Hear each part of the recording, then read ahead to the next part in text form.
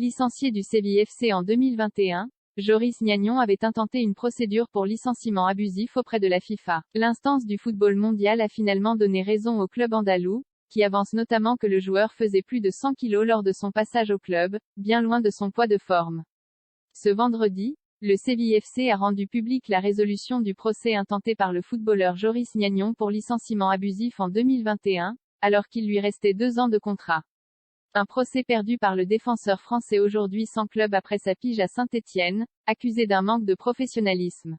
Un poids au-delà de 100 kg. La Chambre des litiges de la FIFA a rejeté la plainte déposée par l'ancien joueur du Séville FC, Joris Gnagnon, contre le club pour licenciement abusif. Le footballeur réclamait plus de 4 600 000 € d'indemnité pour son licenciement en raison de son manque de forme physique.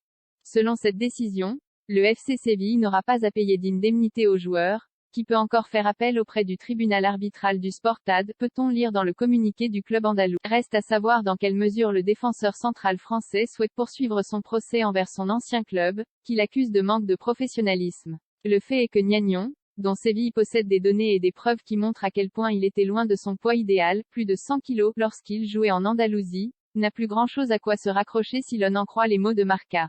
Un précédent historique dans le football. Son excès de poids l'empêchait à la fois d'aider le club et d'être attractif pour d'autres clubs et de partir en prêt. Les directeurs andalous se sont lassés de son attitude et ont décidé de le licencier, pensant que les tribunaux pourraient lui donner raison. Pour l'instant, la FIFA l'a fait et le club a ainsi pu épargner les 2 années de contrat restantes du Français. Rappelons que Séville a signé Gnagnon en provenance de Rennes en 2018 et l'a payé 15 millions d'euros. Son licenciement crée un précédent important dans le monde du football, car même s'il ne s'agit pas du premier cas d'indiscipline physique chez un footballeur, c'est la première fois que cet argument est reconnu comme valable dans un licenciement.